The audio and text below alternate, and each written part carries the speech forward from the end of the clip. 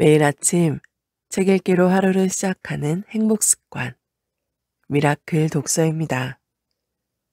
오늘 함께 읽어볼 책은 주식시장의 천재 투자자들, 10인의 거장들에게 배우는 역사상 가장 탁월한 투자 전략, 존 리즈, 잭 포핸드 지음, 김승진 옮김, 슬로디 미디어에서 펴낸 책입니다. 지은이의 말. 역사상 가장 탁월한 투자 전략으로 시장을 이기는 법을 배운다. 왜 투자자들은 대부분 실패하는가?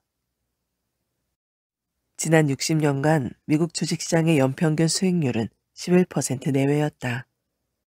하지만 월가에 이름난 투자자 몇 사람을 제외하고는 개인 투자자든 전문 투자자든 대부분 이 수익률 근처에도 가지 못했다. 왜 이처럼 투자자들은 대부분 실패하는 것일까? 언론이나 매체에서 소위 전문 투자자라는 사람들은 올해 시장이 어느 쪽으로 예측할지 코멘트를 한다. 하지만 이들의 지식과 사람들의 지지에도 불구하고 그 예측이 맞거나 틀리는 비율은 거의 같다. 전문 투자자는 여러분의 생각만큼 그렇게 훌륭하지 않을지도 모른다. 그렇다면 개인 투자자나 비전문가는 어떨까? 대부분의 개인 투자자는 늘 지는 쪽에 속한다. 투자연구회사 달바가 2003년 7월 발표한 투자자 행동에 관한 정량적 분석이라는 연구 결과에 따르면 개인 투자자의 성적은 아주 형편없다.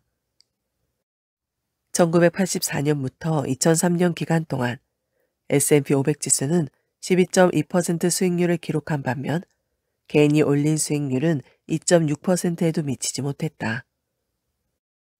이처럼 개인 투자자의 투자 성적이 나쁜 이유는 인간 심리에 기초한 행동, 좀 더 구체적으로 말하면 수익은 높이고 손해는 피하려는 인간의 심리에 따라 행동했기 때문이다. 이런 정황을 따져보면 사실 투자에 도움을 구할 곳이 없다. 전문 투자자도 나 자신도 믿을 것이 못 된다. 나 자신이나 전문가나 시장에서 승리하기는 어렵다는 결론이 나오기 때문이다. 그럼 주식 투자를 포기해야 할까? 아니면 인덱스만 추종해야 할까? 하지만 필자는 어딘가 장기간에 걸쳐 시장을 이기는 방법이 꼭 있을 것이라 믿었다. 결국 높은 위험은 누르고 최고의 수익률을 낸 몇몇 천재 투자자들이 있다는 사실을 알게 되었다. 필자는 이 천재 투자자들 중 한 명을 선정해 그의 방법을 배워서 그대로 따라하고 싶었다. 하지만 한 명으로는 무언가 부족한 느낌이 들었다. 그래서 몇 가지 기준을 세워 최고의 천재 투자자들 여러 명을 추렸다. 놀라운 투자 실적은 기본이고 누구나 따라하기 쉬운 종목 선정 기준이 있어야 하며 그 전략이 낱낱이 공개되어 있는 사람들을 선정했다. 그들이 벤저민 그레이엄, 피터 린치, 워런 버핏 등 역사상 가장 뛰어난 수익률을 거둔 천재 투자자 10명이다. 이들 10명의 천재 투자자들은 자신들의 원칙과 전략을 정하고 그에 따라 투자하며 수익이 나든 나지 않든 자신들만의 전략을 끝까지 고수했다는 공통점이 있다. 또 단기간의 시장 변동에 연연하지 않고 멀리 볼 수 있는 인내심과 성정을 지녔다는 공통점이 있다. 반면 전략과 철학, 투자법에는 약간씩 차이가 있어 가치 투자자도 있고 성장 투자자도 있다. 독자 여러분은 자신의 투자 스타일에 맞는 사람을 먼저 만나도 좋을 것이다. 필자는 시장을 이기기 위해 10인의 천재 투자자들이 사용한 각자의 비밀 공식을 자세히 설명하는 한편 천재 투자자들이 개별 종목을 분석할 때 특정 지표를 왜 그렇게 중요하게 생각하는지도 알아보았다. 왜 한 명의 고수가 아닌 10명의 천재 투자자인가? 10명의 투자 전략을 한마디로 정리하면 좋은 종목을 싸게 사서 장기 투자하는 것이다. 주식 투자를 해본 사람이건 아니건 이 전략은 누구나 알고 있다. 하지만 왜 모두가 이렇게 하지 못할까? 주식은 정찰제가 아니라 인간의 심리에 따라 변동성이 매우 큰 시장이기 때문이다. 저평가된 주식을 사라는 말은 누구나 알고 있을 것이다. 여기서 저평가란 말에 주목할 필요가 있다. 과연 한 기업의 주가는 누가 평가하는 것일까? 기업인? 기관 투자자? 아니다. 바로 우리 여러 투자자가 하는 것이다. 왜냐하면 상대적으로 저평가된 종목은 개인 투자자들이 상대적으로 적게 투자하는 종목이기 때문이다. 만약 이런 종목을 발굴하는 전략이 드러난다면 그 순간 많은 투자자가 몰리게 되므로 저평가의 정도 차이가 낮아질 것이며 그에 따른 수익률도 감소할 것이다. 따라서 한 명의 천재 투자자의 전략을 무조건 따라하는 것은 한편으로는 위험하다. 만약 모든 사람이 그의 전략을 알고 그대로 따라한다면 특정 종목에 돈이 몰려들 수 있고 그러면 저평가 종목이 고평가 종목으로 바뀔 수 있기 때문이다. 우리가 천재 투자자의 전략을 따라해도 쉽게 성공하지 못하는 이유가 여기 있다. 원칙은 고수하되 변화하는 시장에 맞게 전략적으로 변하지 못하는 것. 전략은 바뀌어야 한다. 10명의 천재 투자자들도 원칙은 고수했지만 전략은 끊임없이 업그레이드했다. 하지만 시간과 지식이 부족한 개인 투자자가 어떻게 쉽게 전략을 바꿀 수 있을까? 10명의 천재 투자자들의 장점을 합치는 것이 가장 쉬운 방법이다. 주식시장의 최후 승리자, 10인 천재 투자자들의 투자 전략 비교 분석서. 필자는 개인 투자자들도 쉽게 투자하고 전략을 짤 수 있도록 연구원을 몇 명 고용했다. 이들과 함께 천재 투자자 10명의 전략과 투자 종목을 철저히 비교 분석해서 모델을 만들었다. 또한 10명의 전략을 분석해서 장단점을 찾아내 위험은 최소화하고 수익은 최대화하는 최적의 방안을 개발했다. 아울러 언제 매수하고 얼마나 오래 보유하고 언제 매도해야 하는지도 기준을 세웠다. 이 시스템으로 필자의 홈페이지에 투자 실적을 기록한 포트폴리오 10개가 전부 S&P 500 지수를 눌렀다. 그중 9개는 2배 이상, 8개는 3배 이상, 5개는 4배 이상을 기록했다. 이 시스템이면 누구나 쉽게 최적의 포트폴리오를 구성할 수 있을 것이다. 아무쪼록 이 책이 많은 투자자에게 주식시장의 다디단 열매를 안겨주기 바란다. 존 리즈. 챕터 13. 한 군데로 합쳐라. 천재 투자자의 6가지 원칙. 자, 이제 거의 다 왔다. 이미 검증되었고 또 쉽게 따라할 수 있으며 장기적으로는 시장을 이길 수 있는 천재 투자자들의 10가지 전략을 10개장으로 나누어 소개를 마쳤다. 이제 할 수 있다. 할 수 있을 것 같지 않은가? 아니, 그렇게 서두를 것 없다. 고수익을 추구하는 우리의 여행은 아직 끝나지 않았다. 어떤 면에서는 이제 시작이다. 지금까지 논의한 각 전략은 장기적으로 포트폴리오를 키워나가는데 좋은 선택이 될 수 있으며 이러한 전략들을 한 군데로 합친다면 최고의 결과를 낼 수 있다. 표준 트랜스미션을 장착하고 엔진 출력을 높인 포르쉐와 비교해 생각해보자. 차는 준비되어 있으니 이제는 그 차를 어떻게 운전해야 하는지, 기어는 어떻게 넣을지 배울 차례다. 먼저 이 장에서는 천재 투자자들의 투자법이 잘 들어맞는 이유와 수익을 극대화하고 위험은 최소화하기 위해 천재 투자자들의 모델을 어떻게 사용하면 되는지 알아보겠다. 우리는 이미 투자자의 마음가짐, 즉 1장에서 살펴본 대로 투자 성공을 가로막는 심리적인 장벽을 어떻게 소화해야 하는지 충분히 배웠다. 자, 이제 운전석에 앉아 운전하는 방법을 배워보자. 원칙 1. 전략을 합해서 위험은 최소화하고 수익은 극대화하라. 인플레이션을 고려했을 때 장기적으로 주식보다 고수익이면서 안전한 투자는 없다. 하지만 벤저민 그레이엄이 미스터 마켓이라고 불렀듯 이 주식시장은 단기적으로는 매우 변덕스럽다. 어떤 때는 성장주를 좋아하고 어떤 때는 가치주를 좋아한다. 어떤 때는 주가 매출액 비율이 낮은 것을 좋아하고 또 어떤 때는 주가 매출액 비율은 거들떠 보지도 않는다. 미스터 마켓을 영원히 만족시켜줄 만한 전략은 어디에도 없다. 이 전략 저 전략을 기웃거리며 미스터 마켓의 변덕을 예측해 보려고 하지만 비싸게 사서 싸게 파는 짓만 되풀이한다. 투자 원칙을 고수하면서 이처럼 힘든 기간을 어떻게 견뎌내느냐 하는 것이 관건이다.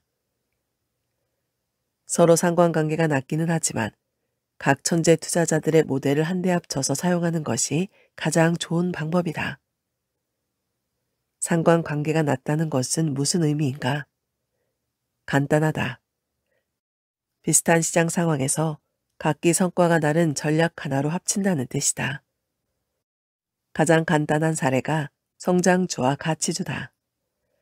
성장주가 고공행진을 할 때 가치주는 바닥이다. 성장주가 바닥일 때 가치주는 뜬다. 성장주 전략과 가치주 전략을 한데 모아서 양날의 투자법을 구사한다면 포트폴리오의 변동성이 현저히 줄어들 것이다. 아마 고점을 찍지는 못하더라도 침체기의 바닥을 경험하는 일은 없을 것이다. 침체기의 바닥을 찍지 않는다는 것이 사실 더 중요하다. 이처럼 침체기를 완만하게 만드는 것이 왜 그렇게 중요할까? 손실 위험을 줄이는 것이 꼭 소극적인 것만은 아니기 때문이다. 예를 들어 1만 달러짜리 포트폴리오를 가정해보자. 첫 해에는 25% 수익을, 그 다음 해에는 30% 손해를, 3년째에는 14% 수익을 거두었다. 표면적으로는 25, 30, 14를 더해서 3으로 나누면 연평균 수익 3%가 될 것 같다. 하지만 실제로 어떻게 수익을 냈는지 더 자세히 들여다보아야 한다. 첫 해에 25% 수익이 났으므로 투자 금액 10,000달러가 12,500달러로 늘어났다. 그 다음 해에 30% 손해가 났으므로 12,500달러가 8,750달러로 줄어든다. 3년째에는 8,750달러로 14% 수익을 냈으므로 최종적으로 9,975달러가 되었다. 즉, 투자 원금에서 25달러 손해본 액수이다. 그렇다면 우리가 예상한 매년 3% 이익은 어떻게 된 것인가? 원흉은 2년째에 30% 손해가 났다는 사실이다. 너무 큰 손해가 결과적으로 원금을 깎아먹은 것이다. 여기서 반드시 짚어야 할 요점은 주식시장에서 수익은 복리로 계산된다는 것이다. 즉, 첫 해 이후부터는 최초 원금이 아니라 전년도의 남은 금액부터 시작한다는 것이다. 원금보다 클 수도 작을 수도 있다. 그래서 침체기는 어느 한 해만 돈을 잃었다는 의미가 아니다. 다음에 벌 수 있는 금액도 제한하는 셈이다. 왜냐하면 몇 퍼센트를 벌든 작은 금액으로 버는 것이기 때문이다. 이와 달리 돈을 버는 상황에서 복리는 달리는 말에 날개를 다는 격이 된다. 원금에 전년도의 시세 차익이 더해진 금액으로 수익을 내기 때문이다.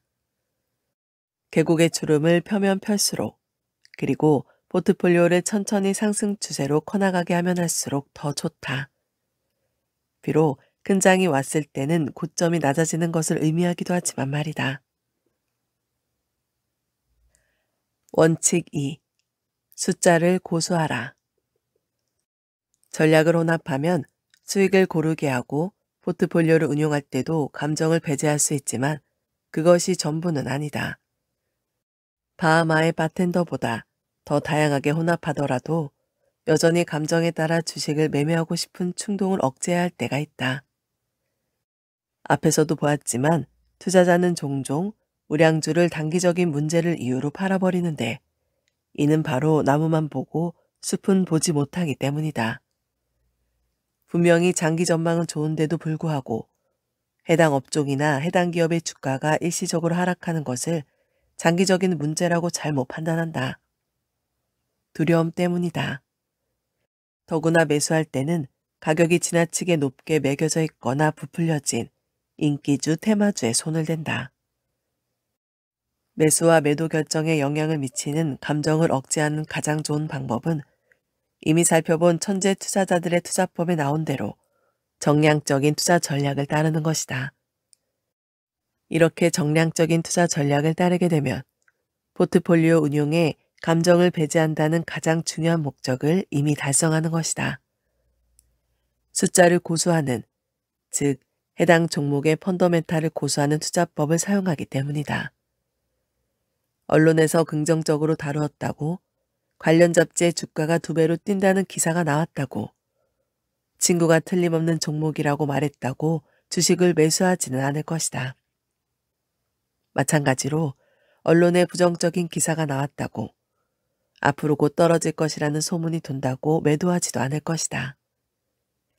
대신 숫자가 적정할 때, 그리고 그 숫자가 올바를 때 매수 매도를 하게 될 것이다.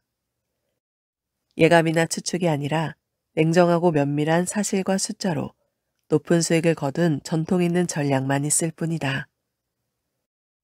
왜 숫자에만 집착해야 하지? 우리는 아주 현명한 인간이다. 우리 나름의 통찰을 이용해 혼자 혹은 여럿이서 그처럼 비인간적이고 엄격하며 정량적인 투자법보다 훨씬 더 잘 판단할 수 있다. 그렇지 않은가? 그렇지 않다. 우리 인간이 분명 잘하는 일이 많이 있지만 투자자인 우리에게는 불행하게도 미래를 예측하는 능력이 없다. 다시 1장으로 돌아가 필립 테드락 책에서 다룬 내용을 살펴보자. 테드락은 연구를 통해 소위 전문가조차도 미래를 예측하는 데 있어서 결과로 나타나는 총 변동성의 20% 이상은 설명할 수 없다는 것을 발견했다. 통계 모델도 미래를 예측하는 데 완벽하지는 않지만 그래도 인간보다는 훨씬 낫다. 테드락은 복잡한 알고리즘으로 결과의 47%를 설명할 수 있음을 연구 결과를 통해 보여주었다. 소위 전문가라는 사람보다 정확도가 2배 정도 높은 것이다. 원칙 3. 장기적으로 신념을 지키고 견뎌라. 장기적으로는 여러분의 전략을 고수하는 것이 절대적이다. 최고의 전략조차 어려운 시기가 있으며 좋은 투자법도 이익을 내기까지 1년 이상 걸리기도 한다. 전략을 적용할 기회만 엿보다 보면 큰 이익을 거둘 기회를 놓치기 쉽다. 기대가 반응을 낳는다. 주식시장에서 단기적으로 10에서 20% 하락할 것을 준비하고 있어라. 또 흔치 않지만 35에서 50%의 하락도 경험할 수 있다. 이것이 언제가 될지 예측할 수 없으므로 장기 이익을 거두고 싶으면 흔들리지 말고 버텨라. 인터넷을 하지 마라. 10분마다 시세를 체크하는 것은 말할 것도 없고 하루에 한 번 포트폴리오를 체크하는 것도 바람직하지 않다. 시세는 체크하면 할수록 더 자주 체크하고 싶어진다. 이것은 결국 장기 성과에 좋지 않은 결과를 낳는다. 원칙 4. 분산하라. 보통 분산 투자는 좋은 것이라고 말한다. 달걀을 한 바구니에 다 집어넣는 것, 즉 가진 돈을 전부 특정 종목 몇 개에만 투자하는 것은 너무 위험하다. 펀더멘탈이 튼튼한 초우량 기업조차도 어려움에 처할 수 있다. 스타 CEO가 떠난 자리를 무능력자가 와서 채우기도 한다. 대형 공장이 하루아침에 화재로 사라지기도 한다. 위태로운 대규모 차입으로 필요 이상의 도박을 하는 경우도 있다. 어떤 경우든 몇 가지 투자 수단으로 돈을 합리적으로 분산시킬 필요가 있다. 하지만 투자자 대다수는 물론이고 프로 펀드 매니저들조차도 분산폭이 너무 얇다. 어떤 뮤추얼 펀드는 전 업종에 걸쳐 수백 개 종목으로 분산한다. 폭넓게 다수 종목에 투자해서 시장 전체의 수익과 비슷하게 가져가려고 한다. 만약 시장 수익을 목표로 한다면 S&P 500 인덱스 펀드나 뱅가드 토털 마켓 인덱스 펀드 등 수수료가 저렴한 펀드를 사는 것이 더 좋을지도 모른다. 그렇다면 단지 있는 그대로 시장을 반영하는 것이 아니라 위험을 줄이기 위한 적정 보유 종목의 수는? 미국 주식시장에서 주식 분산 투자라는 논문에서 캘리포니아 주립대학의 크리스틴 츠 교수와 제프리 웨이 교수는 위험 분산 효과는 포트폴리오 종목 수가 50개 이상이라면 별 효과가 없다 라고 말한다. 그러나 모든 섹터와 업종의 종목을 보유할 필요는 없지만 유형별로 분산 투자해야 한다는 것을 명심해야 한다. 예를 들어 소매업 종목으로만 포트폴리오의 80에서 90%를 구성하고 싶지는 않을 것이다. 이 업종이 장기간 침체에 빠지면 진짜 해머로 두들겨 맞는 격이 될 테니 말이다. 예를 들어 특정 섹터에 속한 종목만으로 보유 주식의 40%를 넘지 않게 하겠다는 여러분 나름의 시스템을 세워두는 것이 좋고 이렇게 세운 시스템을 끝까지 고수해야 한다. 이 책에 나와 있는 포트폴리오의 수익률에서 보았듯이 우리 나름의 경험은 엄격한 펀더멘탈 중심의 시스템을 사용하면 10개 종목이나 20개 종목으로 구성된 포트폴리오가 꽤 성공적일 수 있다. 모든 경우에 시장을 이길 수는 없겠지만 역사적으로 우리 모델들은 틀리는 경우보다 맞는 경우가 더 많았다. 10개나 20개 종목을 보유함으로써 좀 더 유리해진다. 이러한 10개 종목, 20개 종목 포트폴리오는 시장보다 변동성이 약간 큰 편이지만 기업의 내재한 위험을 상당폭 제거하기에 충분하며 또한 규모가 작으면 포트폴리오 운영에 시간이 많이 들지 않는다. 변동성이 큰 만큼 그만한 가치가 있다. 이 책에서 자세하게 설명한 전략의 실적을 추적한 결과 10개 종목 포트폴리오는 전부 시장을 이겼으며 20개 종목 포트폴리오도 10개 가운데 9개가 시장을 이겼다. 사실 대부분의 경우 이러한 포트폴리오는 2배, 3배, 심지어 4배의 수익을 상당히 긴 기간 동안 거두었으며 투자한 돈을 지나치게 얇게 분산하지 말라는 주장에 상당한 무게를 실어준다. 원칙 5. 규모와 스타일에 치중하는 시스템은 투자 가능성만 제한할 뿐이다. 대표적인 분산 투자 계획 중에 스타일박스 투자라는 것이 있다. 신문이나 인터넷에서 뮤추얼 펀드 목록을 살펴보면 시가총액, 가치주, 성장주 등으로 분류해 펀드 수가 엄청나게 많다. 소형 성장주 펀드, 대형 가치주 펀드, 중형 성장주 펀드 등등 이러한 펀드는 시장의 특정 분야 한 군데서 종목을 고른다. 이것은 정통적인 스타일박스 카테고리에 펀드의 일정 비율을 투자해야 하는 기관 투자자에게 특히 적합하다. 스타일박스 투자는 대규모 포트폴리오 운용 기간에 잘 맞는다. 하지만 개인 투자자에게는 이런 투자법이 인기가 있다가 없다가 하는 빈도가 무척 잦다는 점이 문제이다. 대형 가치주는 6달 동안 대유행이다가 그 다음에는 취합을 포기하는 경우도 있다. 만약 특정 스타일박스 유형으로 한정한다면 그 유형이 인기를 잃게 되었을 때 종목 선택 능력에 관계없이 문제가 생겨 버텨낼 재간이 없어진다. 필자는 개인 투자자에게는 영원히 전 종목을 배회하도록 허용하는 것이 더 좋은 투자법이라고 믿는다. 어떤 기간에 좋은 가치를 갖는 종목 대다수가 예를 들어 중형 성장주라고 한다면 왜 중형 성장주의 보유 수량을 제한하는가? 펀더멘탈에 충실하다면 좋은 가치는 여전히 좋은 가치다. 그것이 스타일박스에서 어떤 유형에 속하든 간에 말이다.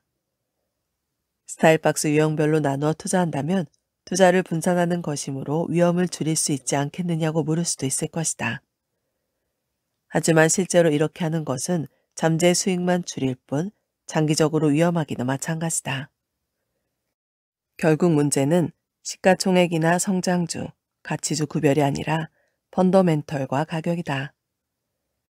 시장에서 최고 가치가 있는 곳이라면 어디든 가는 자세가 장기적으로 가장 좋은 결과를 얻을 수 있다. 원칙 6.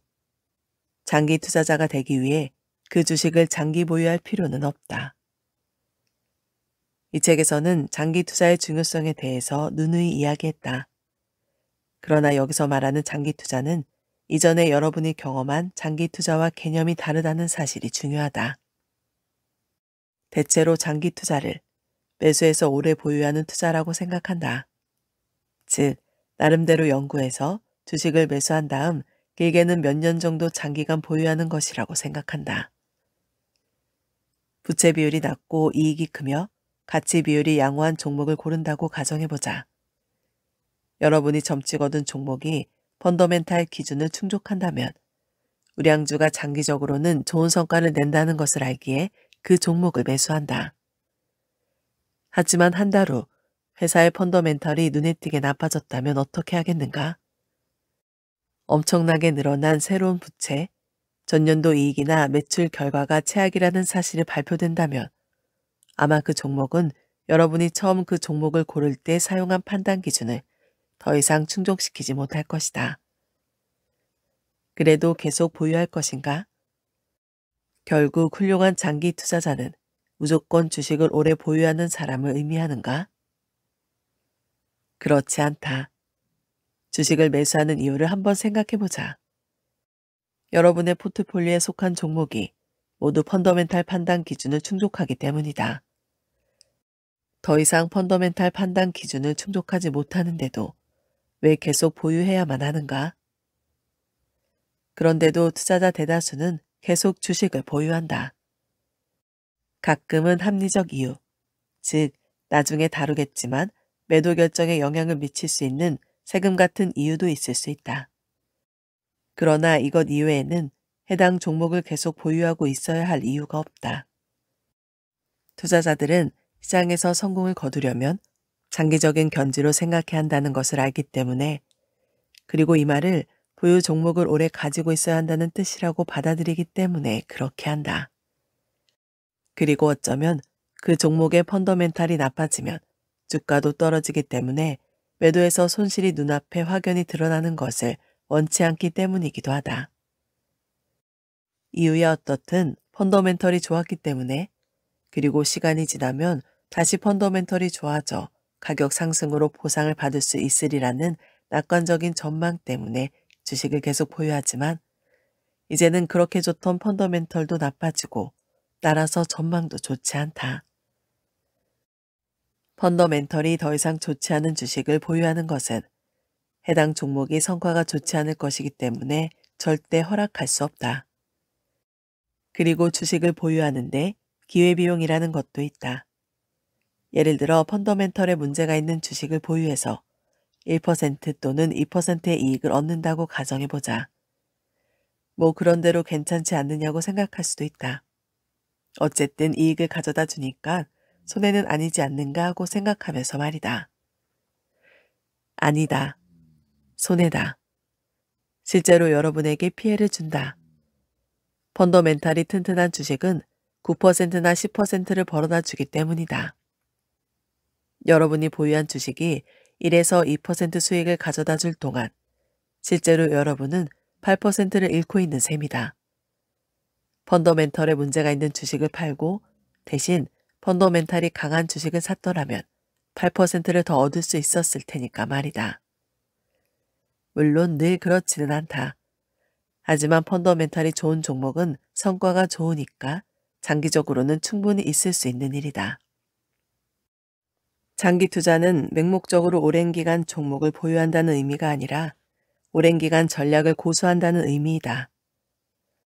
오쇼너시의 성장주 모델처럼 저 PSR, 강한 상대 강도, 그리고 늘어나는 이익 등에 초점을 맞춘 전략을 사용한다면, 그리고 보유 종목의 펀더멘털의 변화가 생겨 더 이상 이러한 판단 기준에 미치지 못한다면 매도해서 여러분의 요구사항을 충족시키는 다른 주식으로 갈아타야 한다. 이는 아주 잠깐 주식을 보유했다가 바로 팔아버리는 것을 의미할 수도 있다. 그러나 여러분이 투자할 때 내린 결정은 오랜 기간 고수할 장기 전략에 의한 것이기 때문에 여러분은 여전히 장기 투자자다. 자, 드디어 여기까지 왔다.